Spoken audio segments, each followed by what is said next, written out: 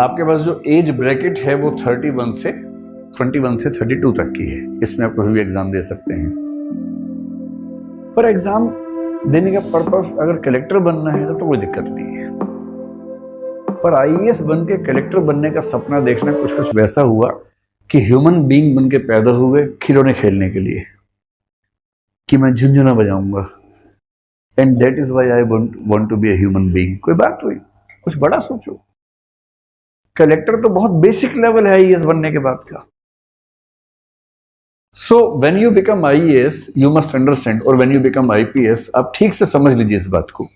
जिस दिन आपने ज्वाइन किया, ज्वाइन का मतलब मसूरी में जिस दिन आपने ज्वाइन किया, साइन किया, ट्रेनिंग शुरू हुई, यू बिकम एन आईएएस और IPS officer on that day.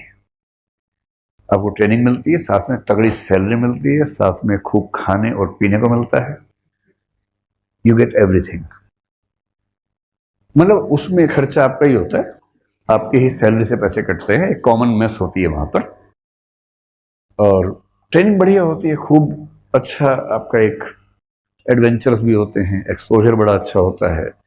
आपको पूरे भारत के अलग अलग राज्यों के लोग साथ में रहते हैं। So you become kind of expert to understand all the parts of India during the training process. अभी हाथ नीचे कर लीजिए, मैं पूछूंगा थोड़ी देर के बाद, ठीक है? अभी रुकिए थोड़ी देर।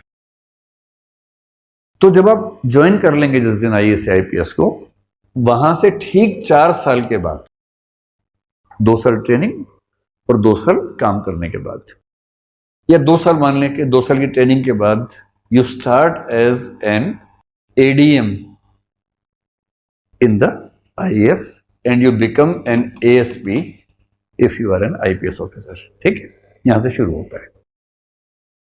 जनरली 4, 5 या 6 साल में, हम 5 मान लेते हैं, 5 साल होते होते यू बिकम डीएम और यू बिकम एसपी। सिर्फ 5 साल, है ना? अब डिपेंड करता है कि आपके जीवन में 5वां साल कब आएगा। अगर आपने 21 में एग्जाम दिया, 22 में सिलेक्ट हो गए, 22.5 की उम्र से पहले आप आईएएस बन ही नहीं सकते, क्योंकि 21 में एग्जाम देंगे, 22 में होंगे, ट्रेनिंग पे जाएंगे, 22.5 की उम्र हो जाती है। अगर 22.5 में आईएएस बन गए तो 27.5 की उम्र में आप डीएम हो जाएंगे। कई लोग 31वें साल में एग्जाम देते हैं, 32 में बनते हैं। ओबीसी होने में 3 साल और एक्स्ट्रा मिलते हैं, 35 तक दे सकते हैं। एससी एसटी में 2 साल और एक्स्ट्रा मिलते हैं, 37 तक एग्जाम दे सकते हैं। 37 में एग्जाम दिए, 38 में आईएएस बने, मान लीजिए। एक डिफरेंट ट्रैजेक्टरी है पूरी की पूरी उसके बाद। And you will be surprised to know कि एससी एसटी ओबीसी के मेंबर्स हायर रैंक्स पे ज्यादा क्यों नहीं है, in spite of giving reservation. This is the same reason, क्योंकि रिजर्वेशन के साथ एज रिलैक्सेशन है, इसलिए वो सीनियर लेवल पे नहीं है। और इसलिए एससी एसटी ओबीसी के कुछ समझदार लोग डिमांड करते हैं कि रिजर्वेशन दो, एज का रिलैक्सेशन मत दो। उन्हीं में से कुछ लोग कहते हैं, क्योंकि वो समझ रहे हैं सिस्टम को। क्या समझ रहे हैं भी आपको समझ में आएगा 2 मिनट के अंदर, एकदम समझ में आ जाएगा। अब खेल क्या है, डीएम बनेंगे आप, मैक्सिमम 13 ईयर्स तक बनेंगे, 14th ईयर में आप कमिश्नर बन जाएंगे। सेंटर में डायरेक्टर हो जाएंगे, स्टेट में रहेंगे कमिश्नर। कमिश्नर का मतलब डिविजनल कमिश्नर बोलते हैं। Divisional commissioner is the person who is handling 2-3 collectors within his और हर अथॉरिटी। यहां आप डीआईजी बन जाएंगे 14th ईयर में। 17th या 18th ईयर में, आजकल बल्कि 16th ईयर में आईएएस में हो जाता है, you become joint secretary in the centre and you become IG in the police services. IG is a huge rank. यहां के बाद फुल स्टॉप लग जाता है बड़े बड़े लोगों की जिंदगी में। अगली प्रमोशन जो होती है वो लगभग 27 साल की सर्विस के बाद होती है, almost 9 to 10 years of service. And then you become additional secretary if you are in the centre, और आप यहां बन जाते हैं जिसको हम बोलेंगे ADG, additional director general of police. उसके बाद लगभग 2-3 साल लगते हैं, 29 से 30 साल के बाद आप यहां बनते हैं secretary, which is the highest rank in IAS service. And you become DG in police service, which is the highest rank. 30 साल की सर्विस चाहिए होती है ऑलमोस्ट, आजकल जो ट्रेंड है उसकी बात कर रहा हूं। और फिर इन डीजीज में से या इन सेक्रेटरीज में से एक व्यक्ति बनेगा cabinet secretary in the centre या chief secretary in the state. State में आजकल क्या करते हैं कि जब आप इस रैंक पे होंगे तो उसको एसीएस बोल देते हैं, एडिशनल चीफ सेक्रेटरी। तो स्टेट्स में नाम थोड़े अलग चलते हैं, सेंटर में नॉमेनक्लेचर थोड़ा अलग चलता है। I am talking about centre, यहां से मैंने सेंटर का उठा लिया है, स्टेट का थोड़ा अलग होता है। पुलिस में आमतौर पर सेम रहता है। अब देखिए पेच क्या है। आपको इस रैंक पर आने के लिए इंपैनल होना पड़ता है और इसके बाद के हर रैंक पर आने के लिए इंपैनलमेंट का प्रोसेस है। The government on the basis of your work profile decides whether you should be impaneled for this job or this rank or not. और उसकी बहुत सारी कंडीशंस हैं। चीफ विजिलेंस ऑफिस से भी आपकी एक रिपोर्ट ठीक आनी चाहिए, कई चीजें होती हैं, पर एक कंडीशन और है, इम्पैनल वही होगा जिसके पास कम से कम 2 साल की सर्विस बची हुई होगी।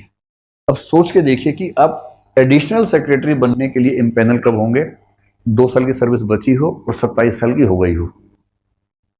सेक्रेटरी बनने के लिए 30 साल की सर्विस हो गई हो और 2 साल की बची हो। तो जो व्यक्ति 27 साल तक सिविल सर्वेंट नहीं बन जाएगा वो सेक्रेटरी नहीं बन पाएगा। और अगर आप सेक्रेटरी बन के छुपन छुपाई की तरह छू के भागे कि मैं सेक्रेटरी बना था 1.5 दिन के लिए, उसका क्या मतलब है? अरे यार बनो तो ठीक से बनो। आईएएस बनने का असली मजा सेक्रेटरी बनने में है। अच्छा सेक्रेटरी सुन के खराब लगता है, मैं सेक्रेटरी में सीखा। वो फिल्मों में देख देख के she is my secretary, he is my secretary करके ना दिमाग में बैठ गया सेक्रेटरी वो होता है। सेक्रेटरी का मतलब होता है किसी मंत्रालय का प्रमुख। Health secretary of the country means the person who is looking after all the health issues of the country. पूरे देश की इकोनॉमी संभालता है फाइनेंस सेक्रेटरी। आरबीआई गवर्नर तक उसको रिपोर्ट करता है। आईआरएस बन के जो हाईएस्ट रैंक है CBDT chairman, chairman of central board of direct taxes, किसको रिपोर्ट करेगा? फाइनेंस सेक्रेटरी को करेगा। देश के सारे बैंक रिपोर्ट करते हैं उसके जूनियर जॉइंट सेक्रेटरी बैंकिंग को, और वो जेएस बैंकिंग रिपोर्ट करता है फाइनेंस सेक्रेटरी को। होम सेक्रेटरी है, एक फॉरेन सेक्रेटरी है जो आईएफएस ऑफिसर होता है। भारत के जितने एम्बेसडर्स दूसरे देशों में सब किसको रिपोर्ट करेंगे? फॉरेन सेक्रेटरी को करेंगे। पूरी फॉरेन पॉलिसी जो एक व्यक्ति बनाएगा फॉरेन मिनिस्टर के साथ मिलकर, ही इज फॉरेन सेक्रेटरी। अब उस रैंक पे अगर आप आईएफएस में होंगे तो क्या होगा? 9 साल होते होते या 14 साल होते होते किसी छोटे मोटे देश के क्या बन जाएंगे? राजदूत बन जाएंगे, एम्बेसडर बन जाएंगे। 9 साल में क्या होगा? बहुत छोटा सा कोई देश होगा, बुरुंडी टाइप का, वहां भेज देंगे आपको राजदूत। वहां पॉपुलेशन बहुत कम है, काम बहुत कम है, लेकिन आप राजदूत हैं। 13 ईयर से सर्विस हुई, इराक जैसे देश में आपको राजदूत बना देंगे। आपको अच्छा लग रहा है कि मैं इराक में भारत का राजदूत, अच्छा लगता भाई। हर देश का रैंकिंग की हुई है, क्लासिफिकेशन है। फिर जब आप आईजी के इक्वल रैंक पे वहां आ जाएंगे जो 17 ईयर्स के बाद का है, तो थोड़े और बड़े देशों में आपको वो प्रोफाइल मिल जाएगा। फिर जब आप इस रैंक पे आएंगे तो फिर हो सकता है आपको भेजें अमेरिका या ब्रिटेन या उन देशों में सेक्रेटरी बना के भेजें, मतलब एम्बेसडर बना के भेजें, कॉन्सुलेट जनरल बना के भेजें। तो सर्विस का असली मजा है टॉप लेवल पर। और आपके सवाल का असली जवाब क्या है? जब भी आप एग्जाम दें ये सोच के दीजिए कि टॉप लेवल पर कितने साल मुझे मिलने वाले हैं। मजा उसी में है। इसलिए इस एग्जाम देने का सबसे ज्यादा मजा उनको है जिन्होंने 21 साल की उम्र में पहला अटेम्प्ट दिया। मान लो कोई 22 साल में बन गया या 23 में बन गया, मान लीजिए, ठीक।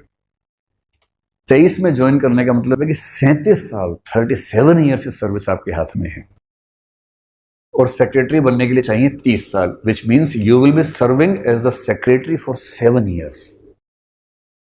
और 7 साल का मतलब है कि सेक्रेटरी भी कैसे बनाते हैं? पहले किसी छोटे मिनिस्ट्री में बनाते हैं प्रैक्टिस करवाने के लिए। अब जिस सर्विस है 2 साल की, छोटे छोटे प्रैक्टिस कर निकल जाता है बेचारा। जिसके बाद है 7 साल, तो पहले छोटा मंत्रालय संभाला, फिर थोड़ा बड़ा संभाला, फिर मिलता है home ministry, defence ministry, defence secretary. आप समझ रहे हैं, जो आदमी तीनों सेनाओं का संचालन संभालेगा एडमिनिस्ट्रेटिव तरीके से, वो डिफेंस सेक्रेटरी होता है। ये सुखोई वुखोई कौन लेके आता है? वही लेके आता है। उसी को डिसाइड करना है कहाँ कितना बजट खर्च करना है डिफेंस के लिए। अब डिफेंस सेक्रेटरी, फाइनेंस सेक्रेटरी या होम सेक्रेटरी हैं, ये आप केवल 30 साल में नहीं बनते हैं, सेक्रेटरी बनने के भी कई साल के बाद बनते हैं। और फिर आजकल क्या ट्रेंड है?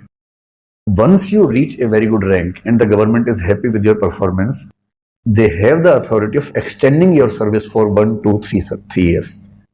And generally, एक नया नियम आ गया है, आपको बना दिया सेक्रेटरी, सर्विस 3 महीने की बची है। नया रूल आजकल क्या है, if someone is made this secretary, कुछ सेक्रेटरीज के मामले में है, even if the service is not adequate, the term will be of 2 years।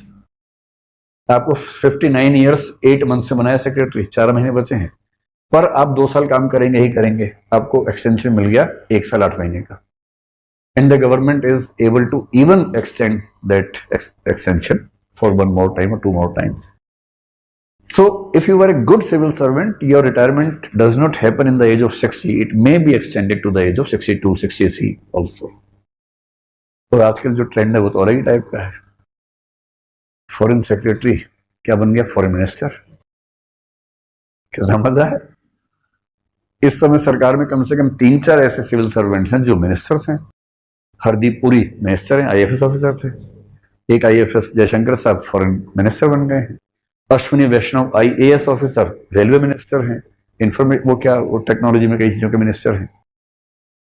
तो आज के लिए ट्रेंड बहुत ज्यादा है कि इधर रिटायर हो उधर मिनिस्टर बन गए। क्या पता आपके टाइम तक PM का भी हो जाए।